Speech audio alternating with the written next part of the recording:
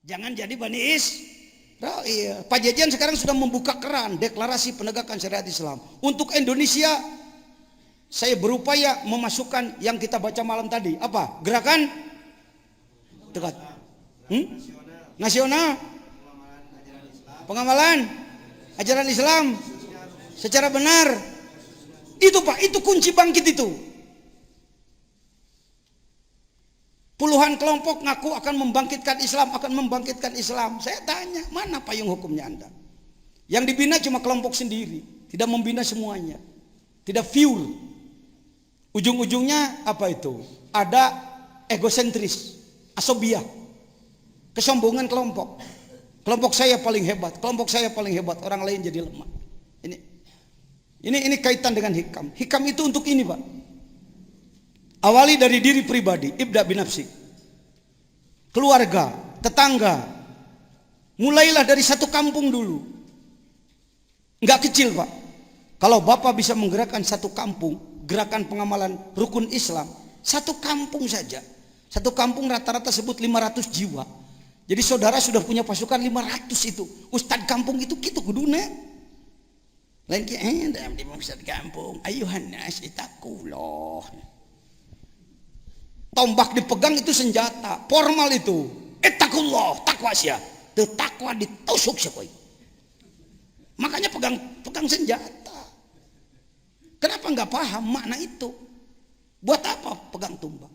Sekarang diganti tombaknya, dipuntangkan karena tak ayuhan nas ittaqullah, jadi nyangkere lain perang. Betul? Kira-kira ngomong saya betul enggak nih? Nyata atau tudingan?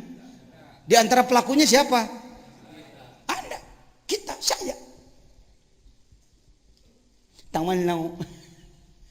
Ku pajajan geus dijieun payung ieu. Yuk se-Indonesia gerakan ini. Jadi begini Pak Kiai. Jadi kos Bani Israil itu beda. Anda juga mungkin begini Pak Jengan. Persoalannya bukan saya nggak ingin, tapi kan.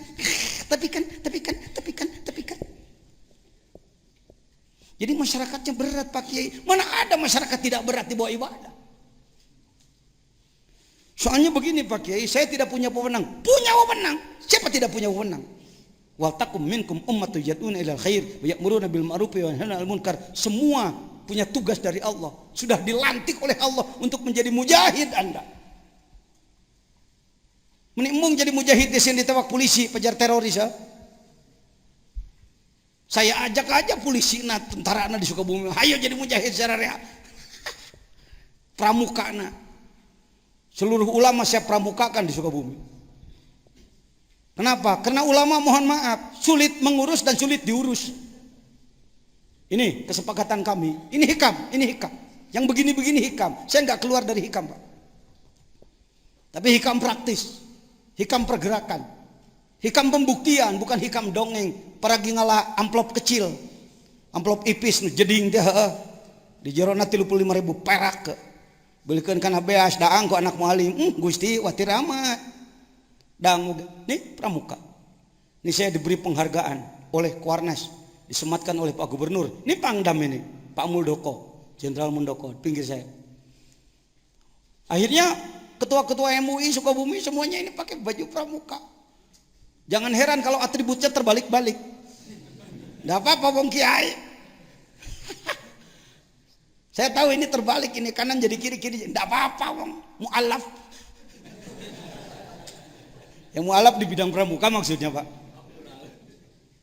Sampai ke situ Pak. Saking saya merasakan ulama ini nggak paham manajemen, nggak paham imamah kepemimpinan, nggak paham. Taunya khutbah aja, Yohanes itakullah ngurus lupae itu tahlilat ilallah. Nah, ilallah.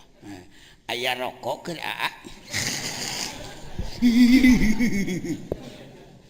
Jadi panah teh boga incu anyar resepkeun kana cau.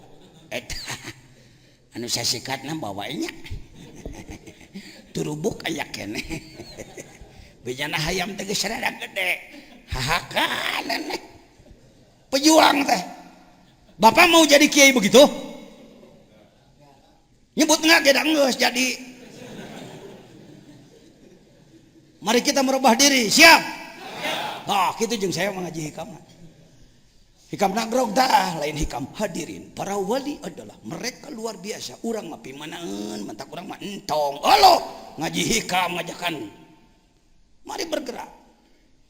Sampai saya akhirnya tata gedung pramuka dibawa oleh beliau untuk khutbah di Kuarnas. Ini profesor apa namanya? Kak Hamid, Profesor Azwar ya. Azrul Azwar, ketua Kuarnas. Beliau mengatakan, Kak Jejen ini sebenarnya bukan harus penghargaan Dharma Bakti, harus melatih harusnya, kata beliau. Cinta saya mat. Tenggudak-gudak. Nu jelas mah ulama mung tinggalin saya di segala bidang. Ulama dengan khutbah di Masjid Ayuhana Sitakuloh jelema rentenir segala rupa geus ngambah ka mana-mana. Percabulan, persinahan, ramah ka mana? Datos waktosna kumaha. Tos waktosna kene urang mah eleh-eleh we. Najis aing ngeuke jelema kitu. Allahu Akbar. Allahu Akbar. Wah, hikam gawe euy. Anda jadi panglima dari sini, gerakkan di kampung-kampung, ngagerakkan berjamaah subuh, seset. Kau di Nagrog bisa lumayan pajajian, punya pasukan. Satu ini, tanda tangan ini 11 orang. Katanya sih se-Indonesia baru Sukabumi yang bisa membuat ini. Kenapa? Jaksa nurut, pengadilan nurut, Kapolres dan Dim semuanya nanda tangan tanpa presentase gusrak-gusrak. Karena saya sudah invest 20 tahun membantu mereka. 20 tahun saya bantu, tidak ada program pemerintah yang tidak saya bantu. Urusan KB, urusan naon dibantuan ku saya. Sekali saya nagih, peta tanda tangan naon hesena. Mikir mana lagi nya. Pak Jajan tercatat 20 tahun membantu pemerintah. Masa saya menegakkan syariat Islam jadi enggak mau? Akhirnya daraekeun KB. Kenapa kalau oleh Anda bupati teu nurut, naon jasa Anda? Tanam jasa, investasi, pakai siasat, pakai ilmu belut putih, tahu belut putih? Lain ilmu tubruk, tabrak tubruk. Tuh, alhamdulillah. Baik, siap menggerakkan pengamalan rukun Islam secara sungguh-sungguh? Yang nggak ngomong tawalao itu. Kita enggak. Nak gua Yahudi gitu. Jadi begini, ayo jadi. Tika modal jadi bagaimana jadi? Persoalan. Di Nagrog lumayan bisa begitu, ada tim. Saya tunjukkan dulu. Timnya. Orang-orang bodoh, Pak. Kenapa Pak Jajan bisa menggerakkan orang-orang bodoh jadi pasukan? Filosofi perang Badar. Saya mau nanya, pasukan kafir ketika perang Badar, pasukan ecek-ecek, serabutan atau pasukan elit? Kafirnya, elit Pak. Senjata yang paling mutakhir waktu itu, pasukan terlatih. Pasukan Islam yang ecek-ecek. Budak ngora can pernah perang diajak ngadadak ngiluan. Jihad yuk, ayo. Punya senjatanya, lah batu bawa minangkana. Ayah aki-aki pada gitu. Ke kamana jihad Madinah. Apa senjatanya? Ya pedang rompang aki. Yang paling prihatin buka Bukhari. Bukhari natuna tunggu lemari wais ya. Buka Bukhari. Karena ndak ada pakaian, apalagi baju baja, ndak punya. Pakaian perang ndak punya. Pakaian biasa ndak punya, aya nu boga serban butut dibagi dua, asal nutupan kanyut. Sorban geus bea, compang-camping udah nggak ada. Kardus muncak urang mah, tong sampah dipakai. Allahu Akbar.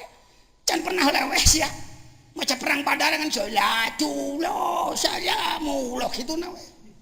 Bi ahlil badri ya Allah Badar kan kitu nyaho.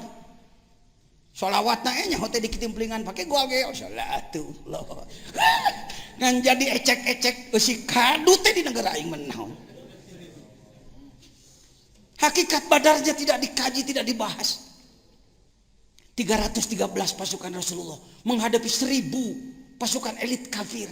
Bari aki-aki kamu aja masih ngiluannya uang ada ke. Kan diangkat dalam Al-Quran. Izzat tagisuna rabbahu.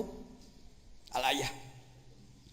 Tapi karena ikhlas, karena jihad, karena kerja keras, karena banyak yang usul pada Allah, Allah turunkan 3 kali disebut. Bi alfim minal malaikah, bi salasati alaf, bi khamsati alaf.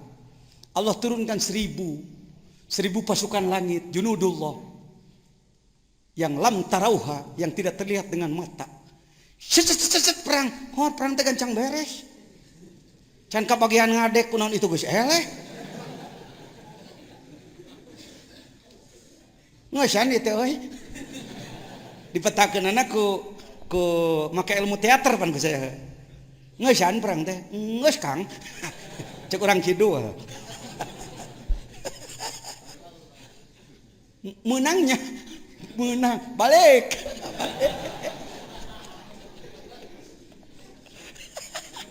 Ketika istirahat Rasulullah bersabda roja'na min jihadil asgor. Kita pulang dari perang kecil ila jihadil akbar, kita menghadapi perang besar. Cek sahabat, rek perang deui ieu teh. Pan enggeus. Pan genah-genahna ngomong kieu mah bahasa kidul. Lagu kidul. Kok Pajajan bisa aja dialek setiap kelompok? Karena saya banyak bersahabat dengan mereka. Perang deui nya. Gusti, nu mana deui perangna? Ngalawan nafsu teh. Oh. Melawan diri sendiri lebih sulit daripada perang ma'rakah. Anda jangan anggap sedang tenang. Setan tidak pernah berhenti menyerang kita, non stop. Ayo setan di Indonesia? Banyak setan, banyak manusia. Musuh apa sahabat? Sering kalah, sering menang. Ingin kalah, ingin menang. Hayang menang, mineng na. Tuh kan? Hayang mineng na. Pengennya pengen menang, seringnya sering kalah. Munanya, lebih baik ada, lebih baik tidak ada setan. Mineng kanagrok tadi nyebut ayat. Sebab di Malaysia, di Singapura, di Thailand, orang yang pertama yang berani mengatakan setan lebih baik ada, ini orangnya. Saya bertanggung jawab kalau ngomong, Pak. Pak Yai, kenapa katakan bahwa setan itu lebih baik ada? Kami pikir dari dulu setan itu lebih baik tak ada. Kata orang Malaysia. Katakan kepada mereka, begini tuan dan puan. Kalau ada bola sepak, di sana jangan sepak bola kalau nyebut, bola sepak. Kalau ada bola sepak, Selangor nih bola sepak dengan Kuala Lumpur, 11 melawan 11 orang. Bagaimana kalau tak ada musuh? Kalau tuan bola sepak tapi tak ada musuh, main bola tuh pakai musuh, apa tuan boleh jadi johan? Apa bapak bisa jadi juara? Talah Pak Yai. Karena itu saya sebut, kalau tak ada setan, tak ada lawan. Tak ada lawan, tak boleh jadi johan. Tidak ada setan, tidak punya musuh. Tidak punya musuh, tidak akan jadi juara kita. Benarlah Pak Yai.